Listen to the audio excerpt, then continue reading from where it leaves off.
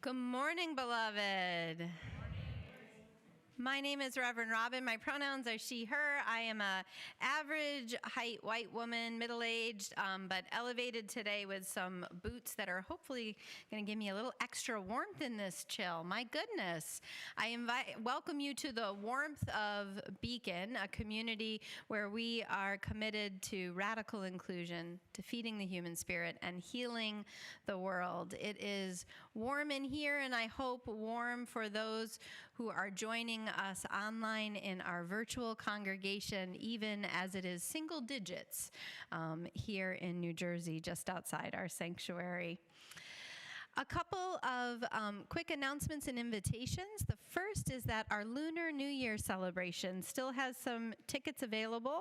I'm excited. I'm going to be going there with my family. It's February 20th at 6:30 p.m. and hope that you will consider joining us for the Lunar New Year celebration. If you haven't gotten a ticket yet and you're looking to get one, you can see Dr. Tooley, who is right here to my right, my colleague in the lead ministry team. And can I just take a moment again and say, Tuli, it is so good to have you back and here up on the chancel after your sabbatical. In our first service, she spent several moments in the announcements and later in the service razzing me and making fun of me, and it feels good. It feels good to have you back. It does. It does. It does. It's good to have the spiritual practice of humility. It's good. Beloved, I also want to invite you after our service to join us for coffee hour for time for more connection with one another, which will take place in our fellowship hall. And there's a virtual social hour. The link will be provided in the chat for those of you who are joining us online as we build community in this month of resilience. I am so aware of how important community is to cultivating resilience together. And now, in the spirit of that building community, I want to invite you to share in our covenant. Unitarian Universalists are not gathered by a particular creed. We are gathered around values.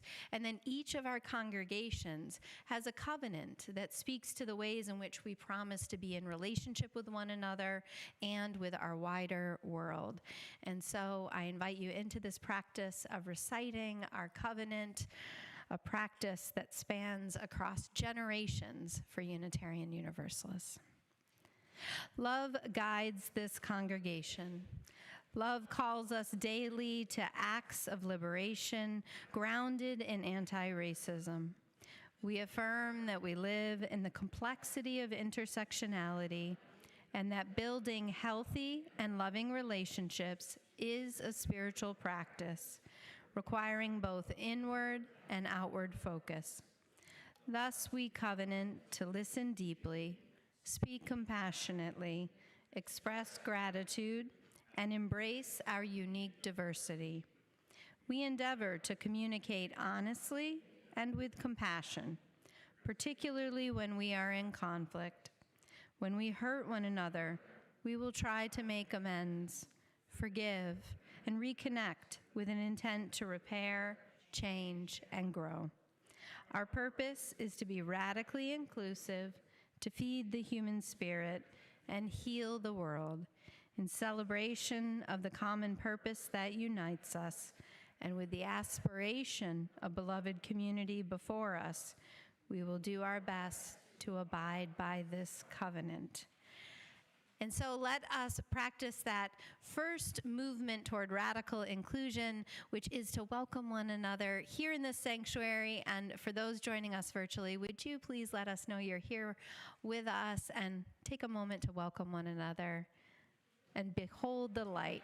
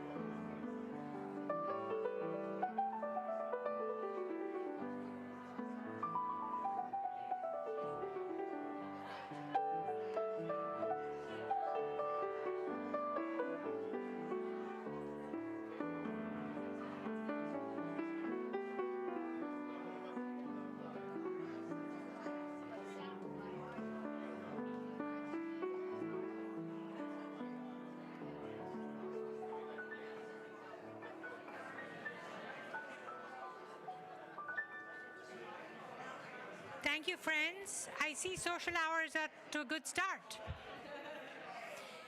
Thank you, friends.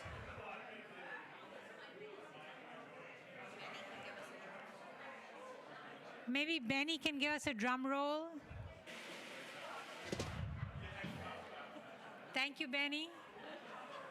One more time, Benny, please.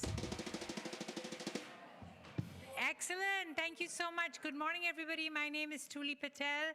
I am aging, as are we all. About average height with graying hair. And my pronouns are she, her, hers. Did I forget something else? That's it, right? That's it.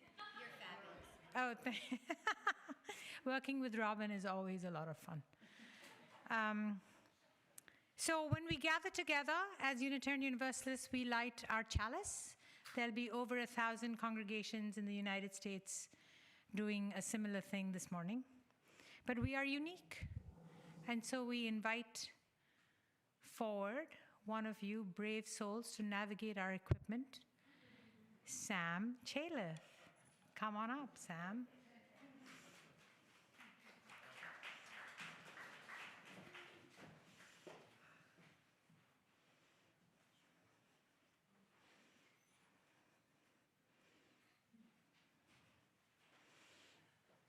Sam's lighting of the chalice has special meaning for me personally because Sam grew up in the congregation and is returning to us as an adult, even though we want them to stay youth forever. The words for our chalice lighting are by Sarah Eileen Lawal and entitled Out of the Flames.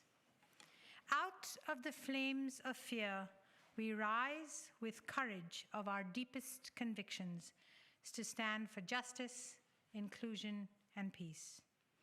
Out of the flames of scrutiny, we rise to proclaim our faith with hope to heal a fractured and healing and hurting world.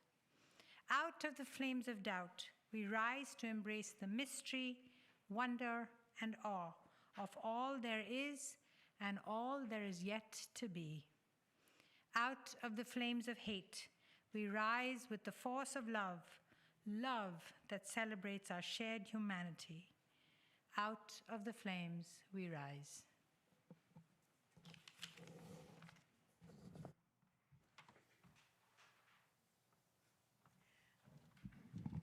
Good morning. My name is Misa Iwama. I'm the Director of Music Ministry. So happy to be here with you today. And I'm also here with Julian Chin and Benny Kunievsky. Welcome back to both of you, and thank you. Just a few music announcements. One is that we had one-day choir last week, and so today we're going to be doing some of the same music. So I hope that if you were here last week and you want to join in singing, you could join in as Robin will be joining in, since she was part of one-day choir last week. We have a concert in 2 weeks by the world-known mezzo-soprano Stephanie Blythe. So there's just a few tickets left to that. I hope that you will consider coming to that concert because I really will have to say that there's nothing else like hearing Stephanie sing. And in a room with such fantastic acoustics, I think it'll be something you'll remember for the rest of your lives. Then in March, on March 22nd, we had the Isaiah J. Thompson Jazz Trio. Isaiah is a 28-year-old phenom who is a protege of Cyrus Chestnut and Bill Charlap. So he's definitely the next generation, and I think that's going to be a very joyful experience. So today we have the choir, and we're going to be starting with a piece called Every One of These People Are Ours. It was written by a group called the Singing Resistance, which is out of Minneapolis. And over the past months, they have actually brought together communities across the country. And so now, not only thousands of people, but hundreds of thousands of people are singing some of these songs in solidarity. So choir, I invite you to stand. And I think if you take your handout that has lyrics on it, you'll see that the lyrics to this one are, every one of these people are ours, just like we are theirs. We belong to them. They belong to us.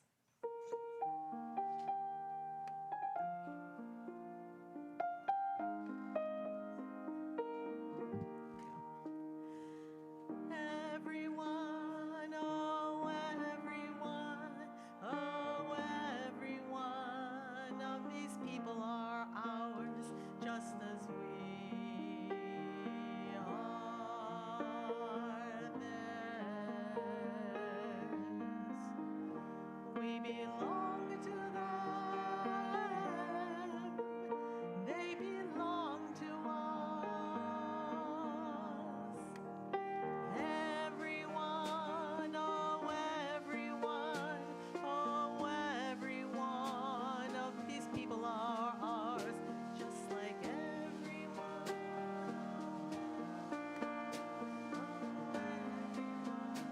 Of these people are ours, just like everyone. Oh everyone, oh everyone of these people are ours, just as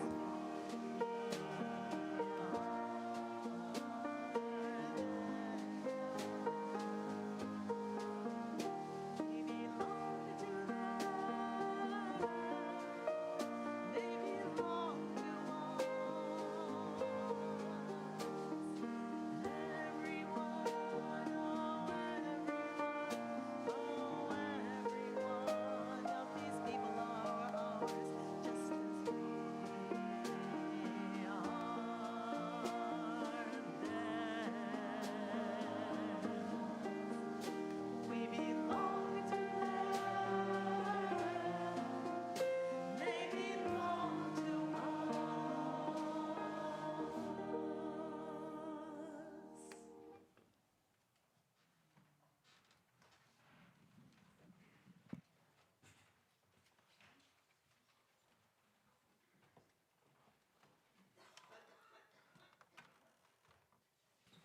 Thank you. I'm pretty loud, so I could probably do without the microphone, but my name is Adam Gonerman. I'm glad to be serving as today's Beacon Chaplain. My pronouns are he, him, and I'm a bald, middle-aged white man wearing blue jeans and hooded sweatshirt that's appropriate winter colors, black, white, and gray.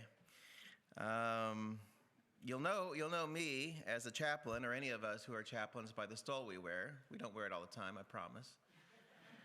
But we do wear it when we're here and on duty, so to speak. We're available to talk here or separately. I'll talk about that in a minute.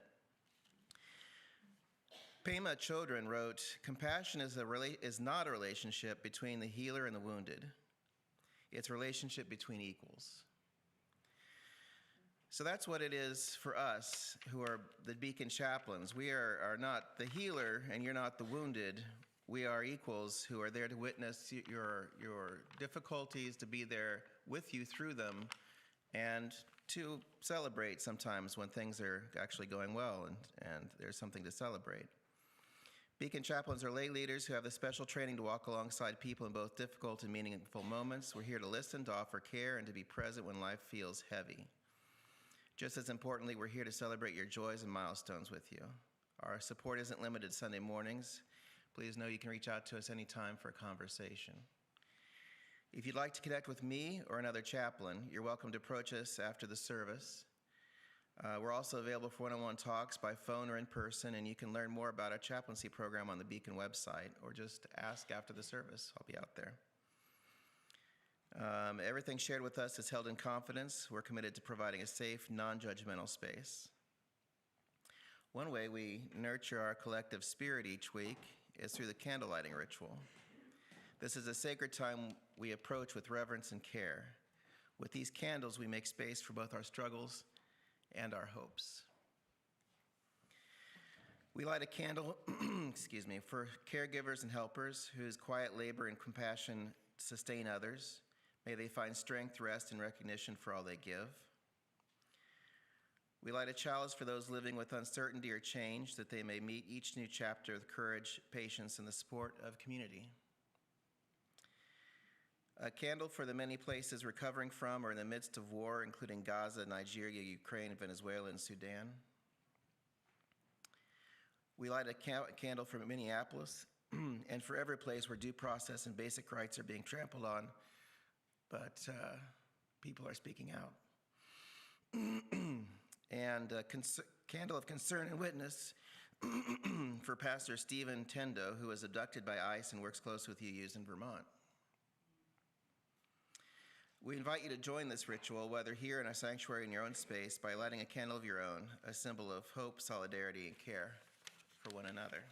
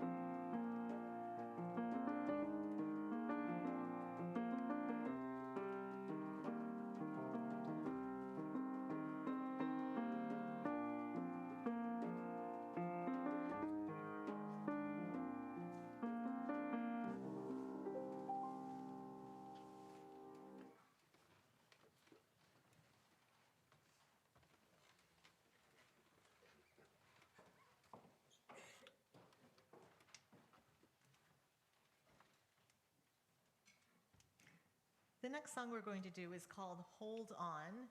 It's by Heidi Ann Wilson, and it is also something that has been sung many, many times by many, many people very recently, because it is one of the most sung songs from the singing resistance in Minneapolis. And the words are on the handout for lyrics. They're very simple. Hold on, my dear ones. Here comes the dawn.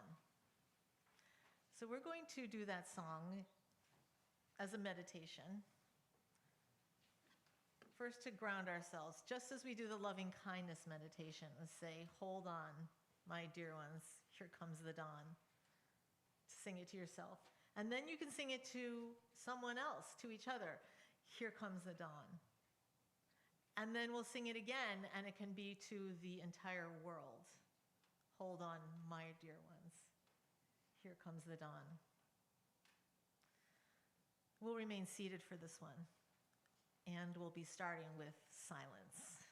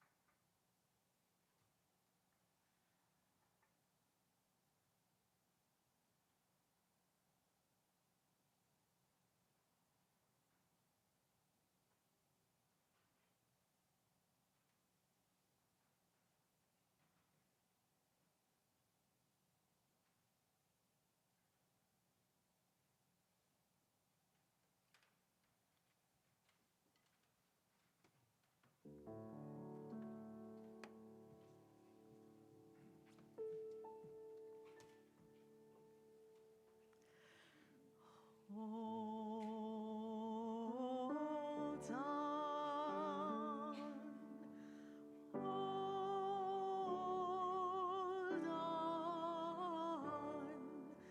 my dear ones. Here comes the dawn. Hold on,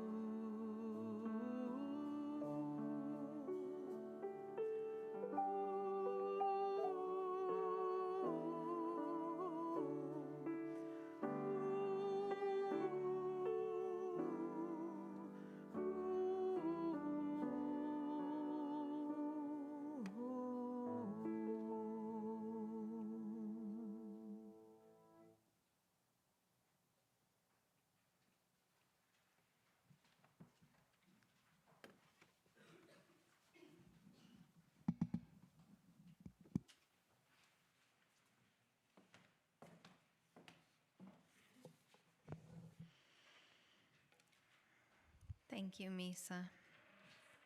Thank you, Julian and Benny. And beloved, thank you for the resonance, for the meditation you brought with your voices joining into that. I learned that song in Minneapolis, surrounded by hundreds of faith leaders. And it was a song we sang again and again as we went into the streets, as we inhabited and embodied nonviolence. Hold on. Hold on. This month we find ourselves in the theme of resilience. It seems that it could not have come quickly enough for this moment. Sometimes we sing our resilience, and sometimes it is about the vision that we carry to continue, even under all manner of attack, to build a world of justice, equity, and peace. This Sunday is the final Sunday of a plate collection, but hopefully not the final Sunday that we as a congregation will encounter this wonderful organization called Luminosas. Luminosas is a nonprofit, community-driven clinic providing inclusive, trauma-informed, and holistic reproductive and sexual health services right here in New Jersey, founded in New Jersey, envisioned by providers and healers here in New Jersey. At a time at which certainly reproductive justice is under attack, the founders of Luminosas, who were with us last week and spoke to us of their vision, are not only trying to defend where we are in New Jersey, but are seeking to open a clinic and ensure long-term sustainable reproductive and sexual health care right here. Rooted in reproductive justice, Luminosas will provide all trimester abortion care, gender-affirming treatments, and comprehensive gynecology regardless of socioeconomic barriers. It's a bold vision in this moment, is it not? And I think that's what resilience calls us to, not to go back to the small area we can protect, but to lead with bold visions to secure sustainable justice. I'm so grateful that Luminosas is setting this vision. They're hoping to open the clinic this summer, and the money that we are able to collect today and across these past 3 weeks will hopefully help them take that vision to reality. And so it is with deep gratitude, beloved, that I invite you into this practice of our generosity to take some of the gifts that we have here in this place and extend them far beyond these walls, as our morning offering will now be most gratefully received.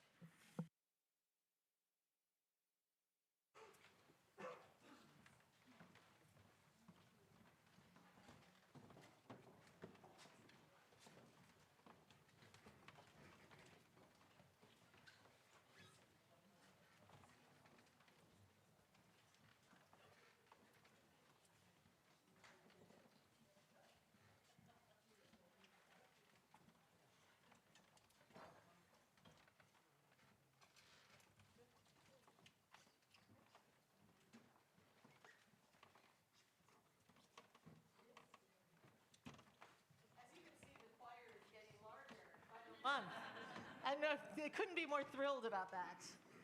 One thing I just want to say, I'm like filled with gratitude for the choir that comes to rehearse on Thursday evenings.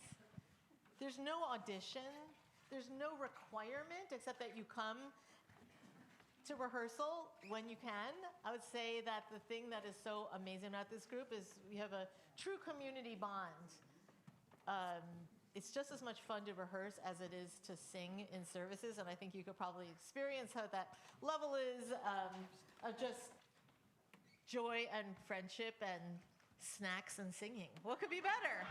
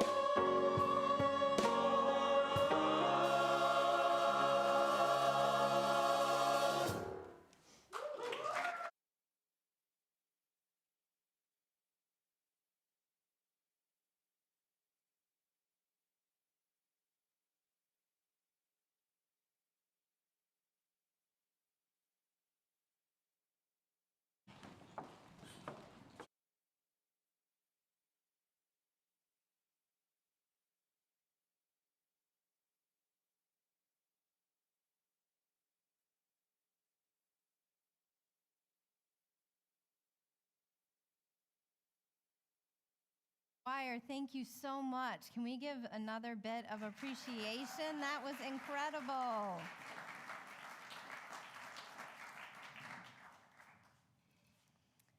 And thank you so much, Misa. Everybody has been razzing me throughout the service for singing, in case you didn't get the joke.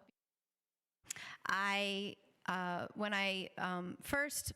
love singing, and when I first had an internship in a congregation, my voice was so bad that they gave me the gift of voice lessons, and after I kind of failed that experience, they said, just turn your mic off when we're singing.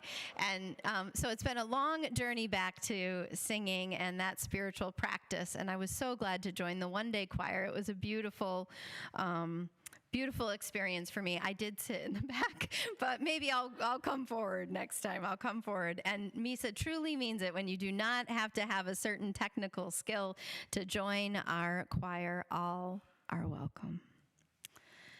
Well, 2 weeks, a little more than that, almost 3, I guess now, I was freezing in Minneapolis. It was good practice for the single digits that we're experiencing today. And I didn't just go there to learn about cold weather endurance, although I have to say, I feel like they make people in Minnesota different. There I was, part of our invitation there was to have faith leaders come, and so Reverend Jay and I went, and we were out in the cold, really engaging in nonviolent direct action and support and witness and community presence, and they wanted us to go outside the day before we were going to be doing a big witness to experience the cold and to see what we needed to be prepared. And so there we were with our coats. I even got a coat with a heater, with a battery pack. I'm not even kidding. And a hat on and my hood up and a scarf on. Some people had ski goggles because your eyes would start to water and your tears would freeze on your face, and my gloves. And our leader comes out and he says, okay, we're going to practice a few things. And I look at him and the man is there in only an ice hockey jersey. I kid you not. They make them different in Minnesota. And boy, are we learning from all the ways they make them different in Minnesota. Talk about resilience. I went to Minneapolis to be of help to answer a call for faith leaders, but honestly, I received as much or more than I gave in my time there. We were greeted warmly and extravagantly by people who had been out in the streets for hours, who had barely slept that night, and yet had a hot dish ready for us, had a warm seat in a pew in a congregation that had no idea they were going to welcome 400 to 500 of us at a time, and they found a way. They taught us and gave testimony, and one of the primary things we did as we practiced resilience, as we learned from them, because they fear and are likely right that what is happening in the Twin Cities will be here in New Jersey. One of the primary things they taught us was song. And it was a beautiful embodiment, a way of demonstrating resilience, to sing into being, we are not afraid even when you are afraid, so you can call forth that resilience, to sing hold on when you're not quite sure if the dawn is coming. Among the teachers that I met when I was there was Brother Jim Bear of the Broken Head Ojibwe Nation, who reminded us that trauma, whether it might be generational, interpersonal, or societal at large as we're experiencing right now, that trauma is carried in the body, as we know, and which is why so much trauma therapy now also tends to somatic therapy, right? Trauma can live in our muscle memory. It can also be in our epigenetics, passed on to us from generations. And just as Brother Jim was explaining this, I felt the heaviness of feeling trapped by things I didn't even endure generations back, feeling that this trauma was something that was inescapable. How could we ever get to resilience. That's how I sometimes feel when we talk about trauma. And so I appreciated especially what he said next. He said, yes, your trauma is in your epigenetics and those muscles in your body, but remember, he said, so too is your resilience equally as real and present in your genes, in your muscles, in your bones that are made of stardust. He instructed us, honor the trauma. Those tears need witnessing. But remember to rise to your resilience. It was a poignant spiritual teaching that we are not only the worst thing that has ever happened to us or to our ancestors or the wounds that we carry, but we can also be deeply, at a genetic level and even somatic and psychological and spiritual, the embodied strength of generations. Last year, Dr. Tooley spoke to us about the concept of not only being resilient, but of something called anti-fragility.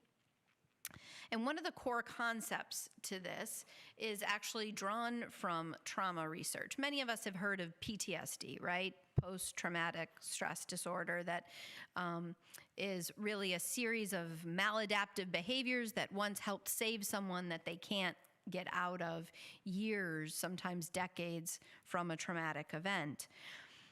But anti-fragility also teaches about this concept called PTG, post-traumatic growth.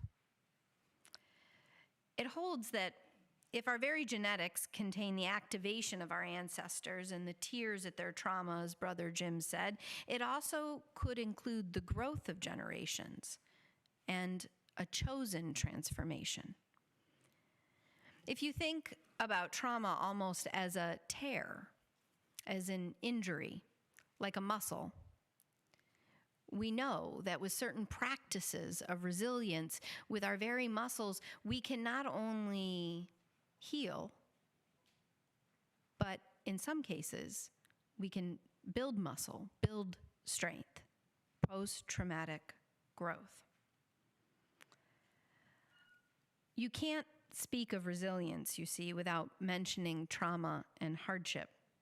Because the truth is that resilience is the strength we carry because of trauma and hardships. When I say the word resilience, beloved, what comes to mind? The choir already heard the sermon, so no cheating. Bouncing back. Yeah. Grit. Strength. Determination. Courage. Adaptability. Someone else read ahead. And we are in a time of polycrisis. Polycrisis means multiple crises happening not only in our own country but globally at the same time. Massive shifts, including the climate crisis, the deterioration of democracy around the world, the rise and abuses of the tech billionaires, profound shifts in migration, artificial intelligence, rising authoritarianism, and slowing global growth that predicts in the next century we will have a precipitous decline in population. This time of polycrisis is marked by many as a deep sense of betrayal, a betrayal of trust in systems and leaders, a betrayal of the narrative, perhaps, of how we thought our lives were going to go or what kind of essential qualities guided our society, the essential ways in which we expected leaders to act. Anyone feel betrayed lately? Theorists like Sarah Wilson offer that while this polycrisis could be a cause for despair, I can watch you kind of sinking, like I was sinking when Brother Jim was talking about trauma. It could, if faced head on, it could be an opportunity to decide how to face these betrayals, this tearing at the fabric of our humanity. It could be an opening to choose transformation, resilience that would inhabit not a disordered or dysfunctional living, a repetition of the same systems and patterns we fear, but instead a transformation to inhabit new ways of being, post-traumatic growth. Now, I'll admit this sounds a little like some heavy loaded silver lining, right? I have a dear friend who was a therapist before going into ministry, and anytime I call her with a really sticky situation where I'm really frustrated, and often it's about someone else's behavior, right? And I'm really focused on how to get this person to stop doing whatever they're doing, she usually breathes deeply, and then she says, Robin, AFOG. Another blank opportunity for growth. That's sometimes how I feel about resilience. I feel resentful for being resilient because of the journey there. AFOG, another opportunity for growth.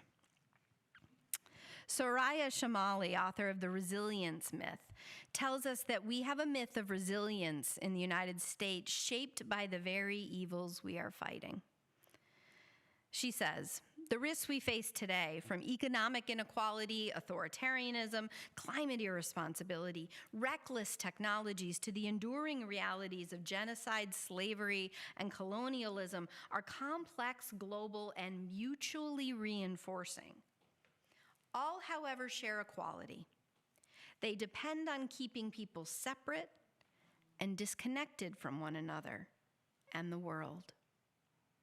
On radical and isolating individualism and survival of the fittest, power over others reasoning, the self-sufficiency, strength, mental toughness, and positivity making up our mainstream resilience do the same.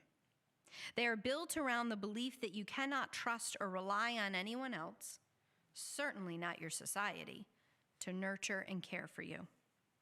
It can be hard, she says, to appreciate how much of our cultural script for resilience is part of the same systems and worldviews that require us to be so resilient to begin with. So she offers a vision of resilience instead of being tough, unyielding, a solo courageous act, right? Somehow a superhuman, Superman strength. Instead, to be adaptable, flexible. Resilience, she says, is the exercise of love, compassion, and care as our responsibility to one another. It is what we make of it together. Resilience is rooted in relationship. It's not a solitary act of pulling oneself up. Instead, it is with one another, all beings on this earth, the earth herself, and even the cosmos, as the carbon of stardust lives in us. From these relationships, resilience is not an unyielding, but instead a chosen transformation to move. That's why singing embodies so much resilience, because you're singing together. We're creating something together. Even here in this space, you can feel the energy moving within us when we sing together. And it's a lot better than when I sing alone in the sanctuary, for the record. Pranav, I think I need mic number 5 on. Thank you. The truth is, beloved, we are all changed by what is happening in our lives and in our country. It's impossible not to be changed by these things. But resilience is an invitation for a chosen change, a transformation. Rather than repeating our haunting history,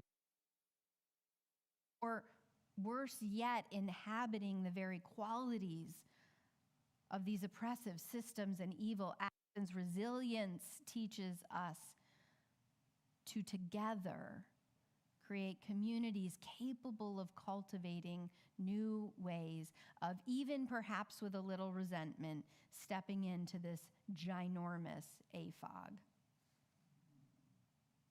I had a friend rather broke my heart open. She's a trauma survivor, like many of us. And we were fast and close friends until we had an epic argument, one of those where someone hits the nuclear and says something that cannot be unsaid. And in that moment, as I received the words, I felt betrayed by in her, and I felt as if she took something very personal and true that I had told her and weaponized it against me. And in that moment, I realized that she probably wasn't going to stop. She was massively activated. So many of us are deeply activated right now and acting in ways that if we were regulated and centered, we never would. It's why resilience matters so much, so that we can regulate ourselves and embody that nonviolence, that love that we light our chalice for, that love that our choir sang of this morning, and also so that we do not replicate and perpetuate the harm unconsciously. So my friend was completely activated, casting me in a role in a story that I had not even tried out for, and I wanted nothing to do with. Mel Robbins is a life coach who advises people of something that I call the let them theory. Maybe some of you have heard this. It basically that instead of trying to change someone's behavior that is harmful to us, or trying to change the way they see the world or the way that they're acting, you release and say, let them. Let them have that story of who I am in the world. Let them act in those ways, but let me set a boundary. My friend was determined to recreate her own trauma, to cast me in that story. And I finally had to let her do that. But to let me set a boundary, let me stop trying to convince her who I am in the world, let me center back into communities and friends who are choosing transformation, who are working to regulate and inhabit resilience. Let me rise to my resilience rather than playing out this awful trauma dance. Let me navigate with intention and community in this AFOG. Here's the thing, beloved. We can physically survive horrible events, and we all know people who have done this. Some of you are here in this room. Years ago, I officiated a memorial of a woman who taught me the difference between physically surviving a horrible event and inhabiting resilience. This woman's daughter had died when she was just in the single digits, very young in life. Her two surviving children were in awe of their mother's life. It was clear from the very first session we had in planning this memorial. And yet, as these two grown women recounted their mother's achievements, there was a sadness and an ache, and there was something missing. Nowhere in the stories over the course of the two sessions we had together did they talk about her love or affection or care as a mother. except for when they were very young. It was like all those stories were frozen before their sister had died. Finally, after 2 sessions of preparing for this memorial, I asked the hard question. I said, "How did your sister's death change your mother?" They exhaled in unison, as if they'd been waiting 50 years for someone to ask that question. For the next 2 hours, they told me the day that their sister died, their mother came home physically, but never fully. They never saw her cry. They said she was like steel, a survivor. They were told they weren't allowed to cry or be sad. They should only be grateful that they had their sister for the time that they did. Their mother insisted that life go on, that everyone keep marching and moving. And we recognized together in that session that although their mother lived for another 50 years, they really had lost her twice. We crafted a memorial that told the story of her life with respect and love, but also the 2 truths of these 2 deaths. That one so long ago, when these women were in single digits themselves, and again now both in their 60s, well past the age their mother was when she buried her child. Life changes us far beyond our control and often beyond our choosing. While many of us survive physically, that is, live past what seems unendurable, the hope of many of our ancestors is that we will cultivate communities that help us rise to our resilience.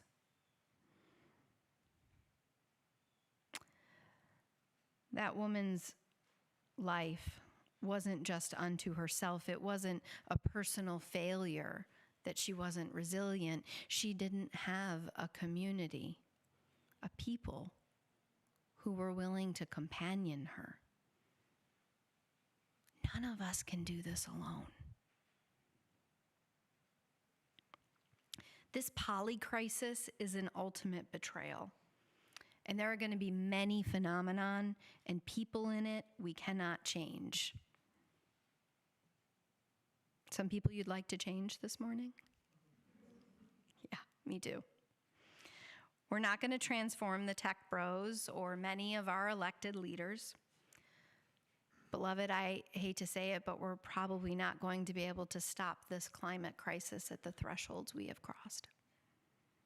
We cannot even change the behaviors, as hurtful as they may be, of our loved ones and friends who in this moment are so activated that they are acting in ways we never imagined them to. But we can inhabit the practices and circles of resilience in our own beings. We can cultivate communities of courage like this one. We can sing together to remember the resonance of resilience. We can choose small bravery each day. We can ground ourselves in those sustaining relationships with each other, source relationships of beauty. And this is the hard one. We can keep our souls safe, and when someone is activated and refuses to join us in choosing transformation, but is locked in to a story of harm, we can choose to let them.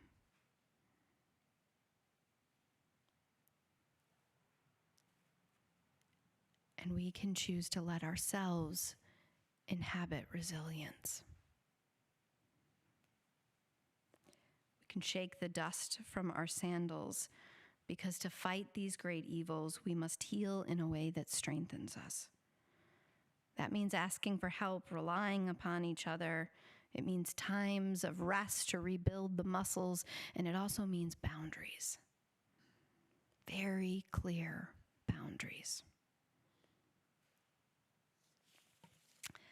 Like my mentor, the late Reverend Jean Pupke, taught, and I have it on her memorial card that I carry with me to every nonviolent direct action that I go to.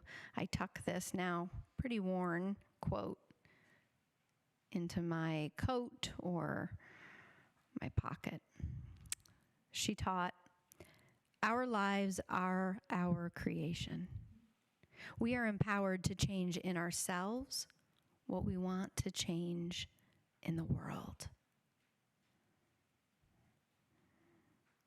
Beloved, let us rise to our resilience.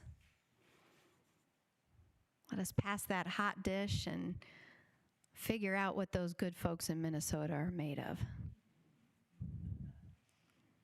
and inhabit just a little bit of that resilience with each other.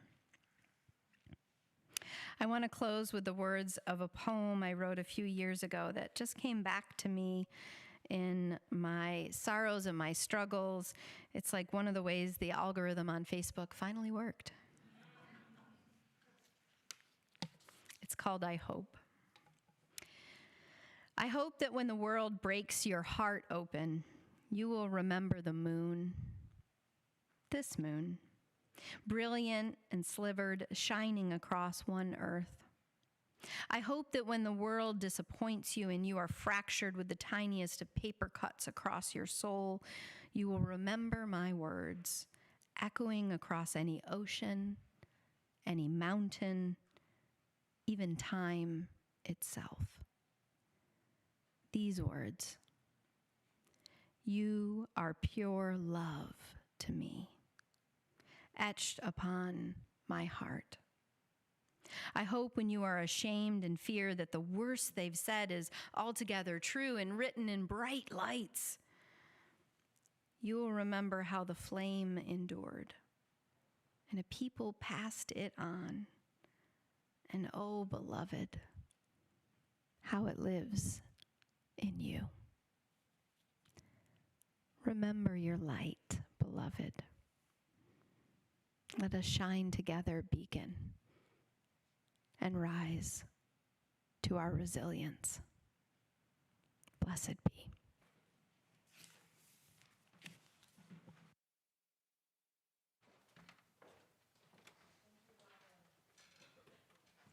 Also, thank you to Julian and to Benny for really lifting up our music today, and of course to the choir for sending the energy through the ceiling. And we're going to sing "Joy Comes Back." So I invite you to rise and body your spirit. I'm going to sing the refrain once a little bit slowly so that you learn it, and then we'll sing the refrain at the end of every verse.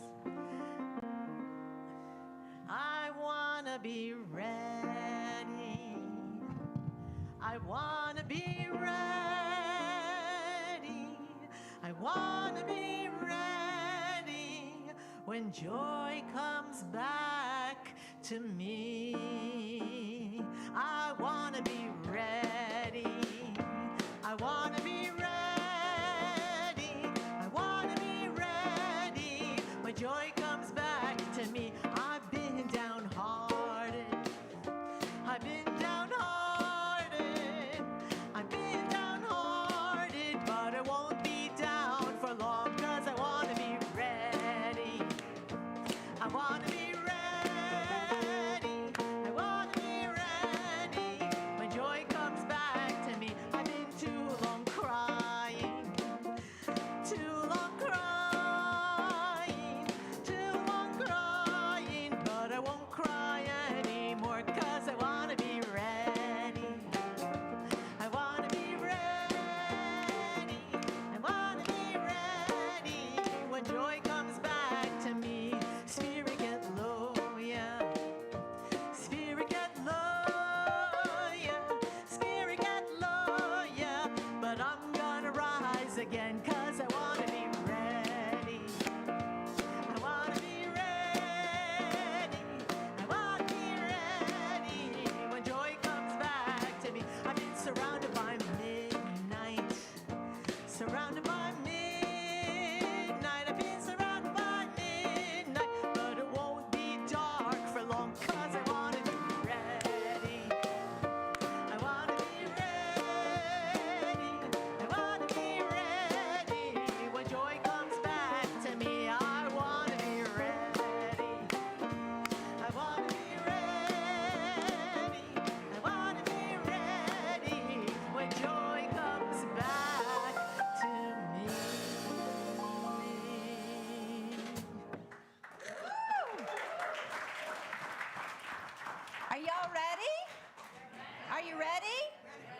ready?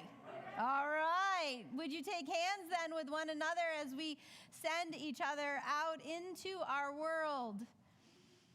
Indeed, beloved, may this love that is our source and our ultimate return, may it hold you, may it guide you, may it fill you to overflowing, such that it is a gift you give freely to all whom you meet until we meet once more. Go in love. Amen.